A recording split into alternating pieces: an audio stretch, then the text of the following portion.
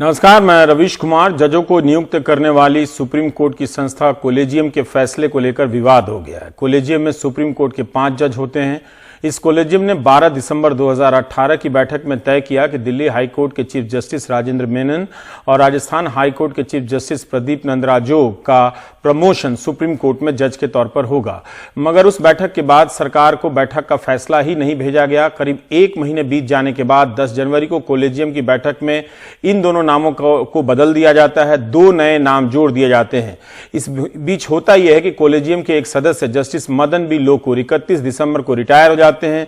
10 जनवरी को कोलेजियम की बैठक फिर से होती है और इस बार जस्टिस मदन बी लोकुर की जगह एक नए सदस्य आते हैं, जस्टिस अरुण मिश्रा, और 12 दिसंबर के फैसले को बदल दिया जाता है। अब जो नए नाम पर सहमति बनती है वह जस्टिस दिनेश माहेश्वरी और दिल्ली हाई कोर्ट के जज जस्टिस संजीव खन्ना। राष्ट्रपति ने इन दोनों नामों पर मंजूरी दे दी है, यानी अब फैसला तो पलटेगा नहीं, मगर विवाद पर हम बात कर सकते हैं। इसके पहले सुप्रीम कोर्ट के मौजूदा जज जस्टिस एसके कौल ने चीफ जस्टिस रंजन गोगोई को पत्र लिखकर ऐतराज जाहिर किया और कहा कि वरिष्ठता को लांघकर जूनियर को जज नहीं बनाना चाहिए। जस्टिस एसके कौल ने लिखा है कि जस्टिस प्रदीप नंद्राजोग को नजरअंदाज करना सही फैसला नहीं है। सुप्रीम कोर्ट के पूर्व chief justice R M Lodha ने एनडीटीवी से कहा कि लोगों को यह जानने का हक है कि कोलेजियम ने 12 दिसंबर का फैसला क्यों बदला। इसमें पारदर्शिता भी होनी चाहिए और फैसले का कारण लोगों को बताया जाना चाहिए। जब एक बार दिल्ली हाई कोर्ट के चीफ जस्टिस राजेंद्र मेनन और राजस्थान हाई कोर्ट के चीफ जस्टिस प्रदीप नंद्राजोग को सुप्रीम कोर्ट में प्रमोट करने का विचार हो गया था, तब उस फैसले को 1 महीने तक सरकार को क्यों नहीं भेजा गया। 12 दिसंबर कोलेजियम में इस तरह की एक बैठक को नहीं, उस सूचना को वेबसाइट पे नहीं डालने का क्या तुक था। अगर कोई अतिरिक्त सूचना मिली भी तो भी कोलेजियम की बैठक जस्टिस मदन बी लोकुर के रिटायर होने के पहले भी हो सकती थी, मगर नहीं हुई। इसलिए 2 जजों की जगह 2 नए जजों के नाम तय करने से शक की और संदेह की स्थिति पैदा हुई।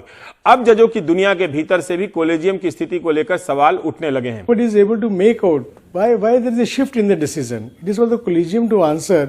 You are going to elevate a person who is at number 4 in the hierarchy of Delhi High Court. There are 3 judges senior to him, and the bar knows all these 3 judges are no less meritorious. They are also men of impeccable integrity. Nobody is questioning the merit and integrity of Justice Sanjeev Khanna. But then tomorrow you can go downline to number 8 position or number 10 position. You cannot have such individual preferences when you take such decisions to appoint or elevate judges. But I'm very upset about this one judge writing to Rata because public का confidence collegium में खत्म हो जाता है ना, it gets affected. Collegium should be beyond all controversy. I don't like this what comes in the press. It diminishes the authority of the collegium. हमारे सहयोगी आशीष भार्गव ने इस मामले में कई जानकारियां भेजी हैं। सूत्रों ने बताया है कि दिसंबर की बैठक में कोई अंतिम फैसला नहीं हुआ था कोलेजियम की बैठक में कि जस्टिस प्रदीप नंद्राजोग और जस्टिस राजेंद्र मेनन को सुप्रीम कोर्ट लाया ही जाए। बाद में कोलेजियम को कुछ सूचनाएं मिली जिनके आधार पर पहले का फैसला बदल दिया गया और जस्टिस दिनेश माहेश्वरी और जस्टिस संजीव खन्ना को चुना गया। इसके पहले भी जूनियर जजों को सुप्रीम कोर्ट में प्रमोट किया गया है और कोलेजियम ने पहले भी सरकार को भेजने से पहले अपने फैसले बदले हैं।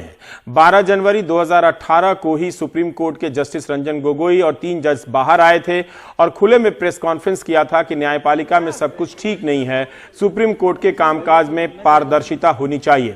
उस वक्त संदेह की सुई चीफ जस्टिस दीपक मिश्रा पर उठी थी और संयोग देखिए कि जब रंजन गोगोई चीफ जस्टिस बनते हैं तो उनके नेतृत्व में 10 जनवरी को कोलेजियम की दोबारा बैठक में ऐसा फैसला होता है जिसे लेकर सुप्रीम कोर्ट के जज जस्टिस एसके कौल ही सवाल उठाते हैं। Retired chief justice R M Lodha कहते हैं कि फैसला किन कारणों से बदला गया, पब्लिक को बताइए। दिल्ली हाई कोर्ट के रिटायर्ड जज जस्टिस कैलाश गंभीर राष्ट्रपति को ही पत्र लिख देते हैं कि कोलेजियम के फैसले पर हस्ताक्षर ना करें, जो कि अब कर चुके हैं। जस्टिस खन्ना को सुप्रीम कोर्ट में प्रमोट होने से रोकिए क्योंकि वे अपने से 32 सीनियर जजों को लांघकर सुप्रीम कोर्ट में प्रमोट किए जा रहे हैं।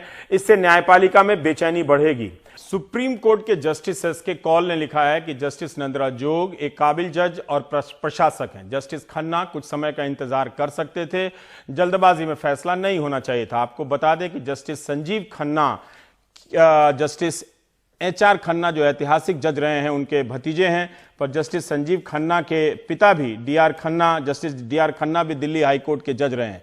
सुप्रीम कोर्ट के जज रहते हुए जस्टिस HR खन्ना ने आपातकाल के समय 4 जजों के सामने अकेला फैसला दिया था कि आपातकाल में गिरफ्तार होने के बाद भी व्यक्ति का जीवन और व्यक्तिगत स्वतंत्रता का मौलिक अधिकार स्थगित नहीं होता है। इस केस को ADM जबलपुर बनाम श्रीकांत शुक्ल के नाम से जानते हैं। जस्टिस HR खन्ना जानते थे कि उनके अल्पमत के फैसले से उन्हें चीफ जस्टिस नहीं बनाया जाएगा, मगर फिर भी उन्होंने फैसला लिया और आपातकाल के नागरिक के मौलिक अधिकार की रक्षा की आपातकाल में। उस वक्त न्यूयॉर्क टाइम्स ने लिखा था कि अगर भारत में कभी स्टैच्यू ऑफ लिबर्टी बनेगी तो जस्टिस HR खन्ना की बनेगी। उन्हीं HR खन्ना के भतीजे जस्टिस संजीव खन्ना, जिनके प्रमोशन के फैसले में रिटायर जज और सरकार का प्रभाव देख रहे हैं, कॉलेजियम के भीतर शक कर रहे हैं उसके फैसले पर। कई बार होता है जब इतिहास विडंबनाओं के साथ फुटबॉल का खेल खेलने लगता है। जस्टिस HR खन्ना ने आपातकाल से 2 साल पहले का एक प्रसंग अपनी किताब नीदर रोजेस नॉर थॉर्न में लिखा है, और इसका जिक्र चीफ जस्टिस केहर ने भी NJAC बनाने के फैसले को रिजेक्ट करते समय पैराग्राफ 228 में किया है। 24 अप्रैल 1973 को केशवानंद भारती केस का फैसला आया था, जिसमें संविधान का बुनियादी ढांचा तय हुआ था। उस फैसले के बाद सरकार ने 4थे नंबर के न्यायाधीश को चीफ जस्टिस बना दिया था। तब कॉलेजियम की जगह सरकार यह फैसला करती थी। जस्टिस HR खन्ना ने लिखा है कि फैसला सुनाने के कुछ दिन पहले तनाव का माहौल और भी बढ़ गया, क्योंकि हर तरह की अफवाहें उड़नी शुरू हो गईं और चीफ जस्टिस के उत्तराधिकारी का नाम घोषित नहीं हो रहा था। फैसले के बाद रेडियो पर घोषणा होती है और 3 वरिष्ठ जजों की वरिष्ठता को, सीनियरिटी को नजरअंदाज कर दिया जाता है। मैं काफी परेशान हुआ, क्योंकि इस कारण भय का माहौल या इनाम की उम्मीद लाजमी थी। इसका असर न्यायपालिका की स्वतंत्रता पर भी पड़ना था। इस खबर को सुनने के तुरंत बाद मैं जस्टिस हेगड़े के घर गया। मैंने देखा कि वे भी कुछ तनाव में हैं। इस स्थिति में कोई भी ऐसी हालत में होता, मगर वे शांत थे। उन्होंने मुझसे कहा कि वे और जस्टिस शेलार्ड और जस्टिस ग्रोवर, जिनकी वरीयता को किनारे किया गया है, इस्तीफा देने जा रहे हैं। शेलार्ड, हेगड़े और ग्रोवर के इस्तीफे के बाद कोर्ट में नई तरह की जटिलता आ गई। मैंने देखा कि माहौल काफी बदल गया है। कई चीजें हुई जिससे कोई नाखुश हो सकता था, मगर मुझे लगा कि बेहतर है न्यायपालिका के काम में खुद को झोंक दिया जाए। मुझे न्यायपालिका का काम हमेशा अपील करता रहा है। मुझे लगा कि इससे काम में मन भी लगेगा और यही अच्छा भी है। एक नई प्रवृत्ति देखने को मिली कि कोर्ट का नजरिया बदल गया। सरकार के आदेश के हक में फैसला देने का झुकाव दिखने लगा। सामाजिक न्याय जैसे शब्दों की आड़ में कोर्ट ने ऐसे फैसले पास किए जिससे न्याय के स्थापित सिद्धांत उखड़ गए। क्या इतिहास अपने आप को दोहरा रहा है? जस्टिस HR खन्ना ने 1973 में सुप्रीम कोर्ट के भीतर भय के जिस माहौल का जिक्र किया है, क्या हम 2019-2018 के सुप्रीम कोर्ट में भी वही देख रहे हैं या उस तरफ बढ़ चुके हैं?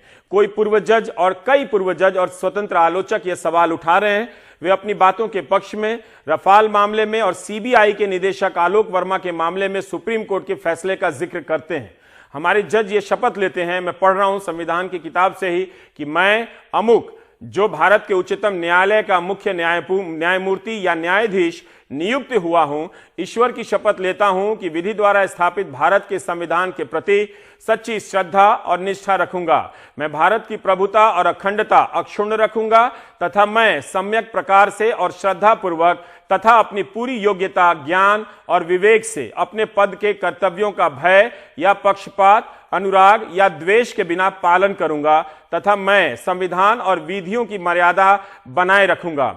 निष्ठा का मतलब सरकार के प्रति निष्ठा नहीं, बल्कि संविधान के प्रति निष्ठा है। संविधान बनाने वालों को पता था कि भय और पक्षपात की स्थिति आ सकती है, इसलिए शपथ में इसका जिक्र है। 12 दिसंबर की कॉलेजियम में 3 सदस्य ऐसे थे जो चीफ जस्टिस प्रदीप के साथ काम कर चुके थे। क्या तब उन्हें नहीं लगा कि गलत फैसला हो रहा है? उनमें से एक जज थे जो चीफ जस्टिस राजेंद्र मेनन के साथ काम कर चुके थे। फिर भी 1 महीने के बाद दोनों के नाम हटा दिए जाते हैं। जब वे हाई कोर्ट के चीफ जस्टिस हो सकते हैं उसी कॉलेजियम के फैसले से, तो ऐसी क्या वो सूचना थी कि जिसके आधार पर उनका सुप्रीम कोर्ट के जज के लिए तय किया हुआ, हालांकि कॉलेजियम का कहना है कि तय नहीं हुआ था, विचार हुआ था, नाम कट जाता है। कॉलेजियम के फैसले का बार काउंसिल ऑफ इंडिया ने भी विरोध किया है। अध्यक्ष मनन कुमार मिश्र ने बयान जारी कर कहा है कि कॉलेजियम के फैसले से जजों का अपमान होगा। जस्टिस प्रदीप नंद्राजोग और जस्टिस राजेंद्र मेनन के नामों की सिफारिश करने वाले पहले के फैसले को बदलने को मनमानी के तौर पर देखा जा रहा है। बार काउंसिल ऑफ इंडिया ने कहा है कि वे कॉलेजियम के जजों से मुलाकात करेंगे, लेकिन अब शायद ऐसी स्थिति नहीं आएगी क्योंकि फैसला हो चुका है। राष्ट्रपति ने मंजूरी दे दी है, अब शपथ ग्रहण ही बाकी है।